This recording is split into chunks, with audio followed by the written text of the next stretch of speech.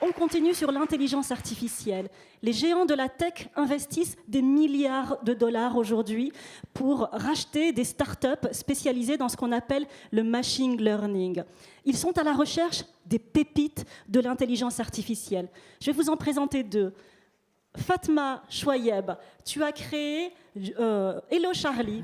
Julien Obeika, tu as fondé Julidesk. Vous êtes deux start-upers du futur qui ont mis l'intelligence artificielle au cœur de votre business model. Fatma, raconte-nous comment est né Charlie. Alors, l'histoire de Charlie est intimement liée à mon histoire personnelle, puisque je me souviens, il y a quelques années, quand je passais le bac et que je disais à tout le monde que je voulais devenir journaliste, eh bien, on me disait « t'es complètement folle, complètement inconsciente, pourquoi tu veux faire ça ?» Alors, il se trouve qu'à l'époque, je vivais en Tunisie et qu'à l'époque, la Tunisie était une dictature. Du coup, devenir journaliste en Tunisie était complètement insensé. J'ai donc renoncé à mon rêve et fait le parcours classique de la prépa école de commerce. Mais ce qui s'est passé, c'est que 5 ans plus tard, la dictature tunisienne a été dégagée.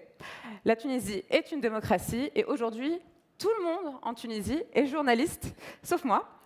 Donc voilà, donc malheureusement, des histoires d'orientation ratées, beaucoup de jeunes, entre 14 et 24 ans, s'apprêtent aujourd'hui à les écrire. Entre la jungle de l'information, des outils d'orientation inchangés depuis 40 ans et puis surtout une mauvaise connaissance de soi, l'orientation, ça devient un processus très très anxiogène pour eux, pour leurs parents. Et du coup, c'est pour inverser cette tendance-là que nous avons créé Charlie. Charlie, c'est très simple, c'est le conseiller d'orientation par SMS. Son fonctionnement est très simple, puisque vous prenez donc un jeune en première ou en terminale, il ne sait pas quoi faire après son bac. Ça tombe bien, il a déjà un smartphone entre les mains, et donc il lui suffit d'envoyer un SMS à Charlie, qui, pendant 3 mois, va lui poser des questions pour l'aider à mieux se connaître, se poser les bonnes questions, se projeter sur le marché du travail, et au final, faire un choix d'orientation qui lui ressemble. Et donc aujourd'hui, l'équipe de Charlie est composée de coachs professionnels de l'orientation et ils sont aidés dans leur travail par une intelligence artificielle qui leur propose les réponses les plus pertinentes, les plus adaptées, les plus personnalisées aux demandes des jeunes. Et donc là où il y avait les traditionnelles brochures de l'ONICEP, qu'on connaît tous, eh bien, on a introduit de l'interaction, du fun et puis de la créativité. Merci Fatma. Julien, comment est née Julie ? Alors Julie, ça part à la base de la résolution d'un problème. On a créé notre boîte il y a à peu près 3 ans. Et initialement, ce qu'on voulait résoudre comme problème, c'était le temps que vous passiez à organiser des rendez-vous. Je ne sais pas si vous vous êtes déjà posé la question du temps que ça vous prenait. On l'a calculé pour vous. C'est en moyenne une demi-journée par semaine pour un dirigeant, un manager en entreprise.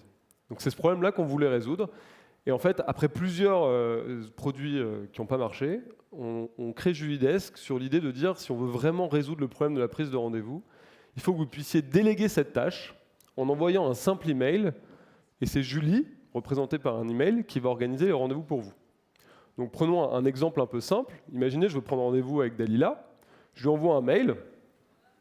Je mets Julidesk, qui est un email du coup en copie de cet email, et je dis Dalila, faisons un rendez-vous. Julie en copie va l'organiser. Et là, Julie, qui a accès à mon agenda, va envoyer des emails à Dalila en lui proposant des dispos de mon agenda. Et en fonction des réponses de Dalila, elle va trouver un créneau qui va bien et l'ajouter à mon calendrier. Alors la petite histoire, c'est que on fait de l'intelligence artificielle, mais ça n'a pas exactement commencé comme ça, parce que quand on a créé la société au tout début, c'était de l'intelligence bien humaine. Ce qu'on voulait voir, c'est est-ce que le produit délivrait bien la valeur à nos clients. Et donc quand on a commencé, en fait, on s'est mis derrière nos ordinateurs et on a fait les assistants pendant à peu près 8 mois. On faisait tout manuellement. Il n'y avait pas d'AI du tout. Et c'est après 8 mois qu'on a bien compris c'était quoi le métier d'assistant, ce que nos clients attendaient, comment on allait pouvoir leur offrir le plus de valeur, qu'on a commencé à structurer les équipes et qu'on a développé cette fameuse intelligence artificielle. Mais dis-moi, Julien, qu'est-ce que Julie change concrètement dans la vie de tes clients ? Alors, déjà, on a compris, pour nos clients, ça leur fait gagner beaucoup de temps. Et en fait, ce que ça leur permet de faire, ce temps gagné, bon, déjà, ils multitâchent moins. Et la deuxième chose que ça leur permet de faire, c'est finalement de prendre plus de rendez-vous. Ça, c'est un truc qu'on voit beaucoup auprès de nos clients.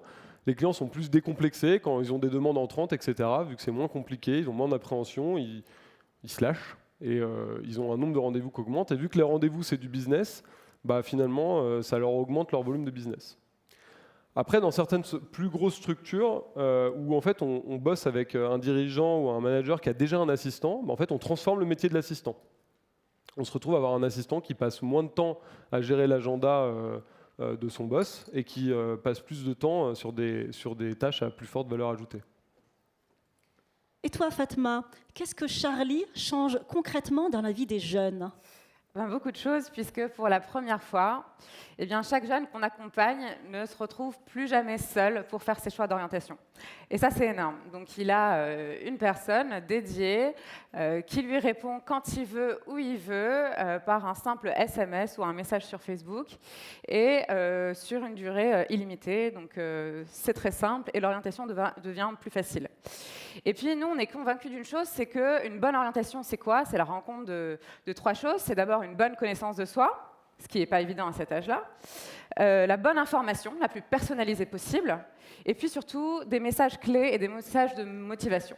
Et donc aujourd'hui, les jeunes et leurs parents qui vont voir des coachs d'orientation professionnelle, c'est précisément ça qu'ils cherchent. Simplement, ces coachs professionnels, on connaît les tarifs de ces rendez-vous, c'est assez prohibitif, c'est pas donné à tout le monde. Et du coup, grâce au numérique, grâce à l'intelligence artificielle, on est capable de mettre à disposition donc cet accès-là au coaching, à la connaissance de soi, etc., à la disposition de tout le monde et ne plus faire de laisser pour compte. Et donc, pour la première fois, on peut s'adresser à un marché de masse. La deuxième chose qu'on règle, c'est la mesure de l'efficacité de notre accompagnement.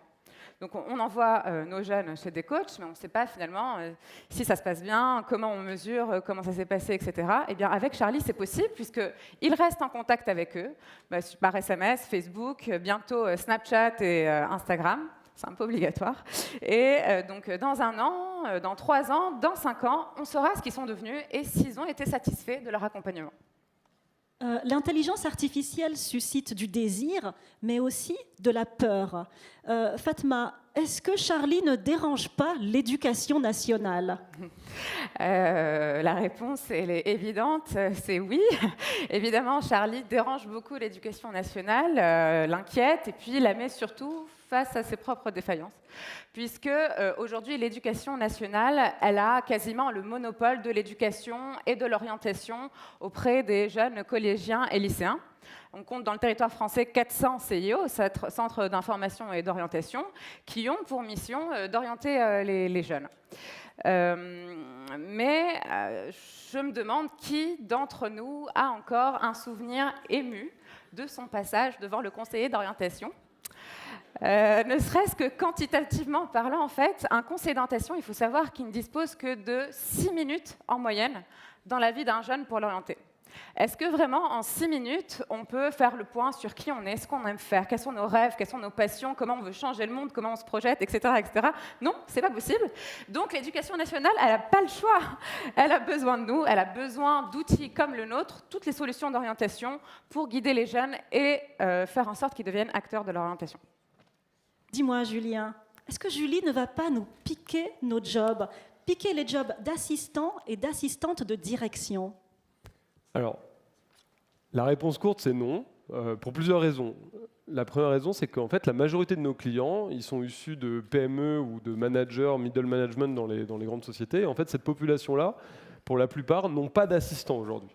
Donc ça, c'est, comme on disait, la plus-value majeure de Julie, c'est de leur faire gagner du temps à eux. On a cependant quelques cas où on travaille avec l'assistant. Et là, il faut bien faire attention parce que assistant, ça peut vouloir dire plein de choses dans les sociétés. En fait, la réalité, c'est que les assistants, c'est de moins en moins des postes sur lesquels on leur demande, en théorie, sur le papier, de faire de l'agenda. Beaucoup d'assistants, d'ailleurs, sont ravis de voir arriver Julie dans la société parce qu'ils disent « Mais moi, l'agenda, j'ai jamais signé pour ça. Je veux pas en faire, ça me saoule et je préfère faire des tâches plus intéressantes. » Donc, la majorité des cas, en fait, il n'y a pas d'assistant. Et dans quelques cas, l'assistant est plutôt content parce qu'il se dit je vais pouvoir faire autre chose. Mais si on élargit un peu le contexte et qu'on regarde ce qui se passe d'un point de vue plus sociétal, en fait, on crée aussi des nouveaux jobs. Ça, on vous le dit souvent, mais on peut vous donner un exemple concret. En fait, on vous parlait au début que quand on a créé Julie, on faisait ça manuellement. Aujourd'hui, on a de l'intelligence artificielle, mais on a toujours une supervision humaine qui est faite, parce que les rendez-vous qu'on prend pour nos clients, c'est des rendez-vous assez important, c'est du business à la clé, donc on ne laisse pas l'intelligence artificielle seule sur cette tâche, on supervise l'intelligence artificielle, et donc ce job de finalement superviseur d'intelligence artificielle, c'est un job qui n'existait pas et que les sociétés comme nous ou Charlie sont en train de créer. Julien, dis-moi, comment vois-tu Julie évoluer dans 10 ans ? En quoi peut-elle participer à transformer positivement la société ? Alors, à court terme, nous, dans la notion d'assister un dirigeant d'entreprise, on va aller naturellement vers des choses comme réserver un billet de train, réserver un billet d'avion, un hôtel. L'idée, c'est qu'aujourd'hui, quand Julie a accès à votre agenda, elle a accès, en fait, elle peut faire un certain nombre de tâches de façon beaucoup plus efficace que pas mal d'autres services que vous pouvez utiliser en entreprise. Aujourd'hui, par exemple, quand vous demandez à Julie d'organiser un déjeuner, vu qu'elle sait où vous allez déjeuner, avec qui, etc., elle fait naturellement la réservation au restaurant. Demain, quand vous allez dire à Julie « réserve-moi un rendez-vous à Londres avec Tom », elle va identifier dans votre agenda où est-ce que vous pouvez aller à Londres dans votre agenda, trouver les billets d'avion et les billets de train qui pourraient correspondre et vous réserver le billet d'avion correspondant de façon beaucoup plus efficace que si vous deviez faire un ping-pong avec votre agence de voyage professionnelle. Après, sur le plus long terme, au niveau de l'impact sur la société, nous, ce qu'on pense, c'est qu'on fait partie d'une plus grande révolution à une échelle un peu plus grande. Donc, on n'est pas les seuls dans ça. Charlie en fait partie. Il y a toutes les sociétés qui sont dans l'intelligence artificielle et dans le chatbot. On fait partie de la nouvelle ère, de la révolution de l'Internet conversationnel. Finalement, cette révolution, qu'est-ce qu'elle veut dire ? Elle veut dire que demain, finalement, vous utiliserez tous les services que vous connaissez aujourd'hui, soit par la voix, soit par du texte. L'idée étant de dire, aujourd'hui, il y a je ne sais plus combien de milliards d'apps sur l'App Store, et finalement, vous n'en utilisez que 5 au quotidien. Ça montre bien qu'il y a une saturation du nombre d'interfaces et que ce n'est pas la façon la plus simple de vous faire interagir avec ces services. Et si je peux me permettre une petite comparaison, ou pas une comparaison, mais une citation, on va dire, de Steve Jobs. Quand Steve Jobs a créé le desktop computer, donc l'ordinateur de bureau, il partait d'une version de l'ordinateur où on obligeait les gens à taper des lignes de commande.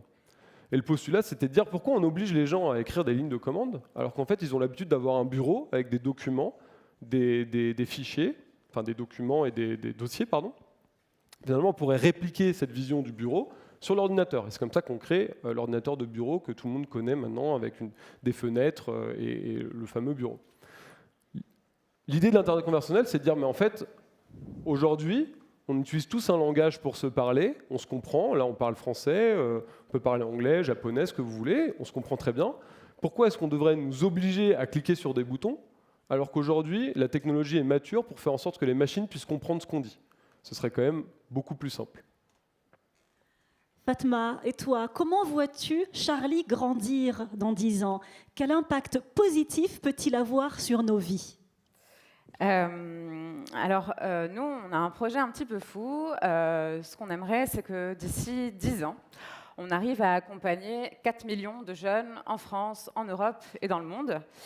Ça paraît énorme comme ça, mais si on se donne les moyens, on peut y arriver. On peut continuer à développer la technologie qu'on développe aujourd'hui, notamment le conversationnel, et puis recruter des gens en interne, créer des emplois en France, mais aussi à l'étranger pour y arriver. L'objectif ultime de Charlie, en fait, notre rêve, voilà, Charlie, demain, c'est le lieu unique de rencontre entre les vocations de chacun, qu'ils soient jeunes ou moins jeunes, avec les opportunités d'emploi, de formation continue, de formation tout au long de la vie, pour permettre donc à chacun de se réaliser, de s'orienter, de se réorienter, de se reconvertir professionnellement, de trouver sa voie, et le tout grâce au service de Charlie, en France et donc dans le monde. Et donc, la petite contribution qu'on apporte donc à la société, c'est ça, et je pense que c'est ça qu'on apporte comme transformation positive de la société. Merci Fatma et Charlie. Merci Julien et Julie. Merci. Merci.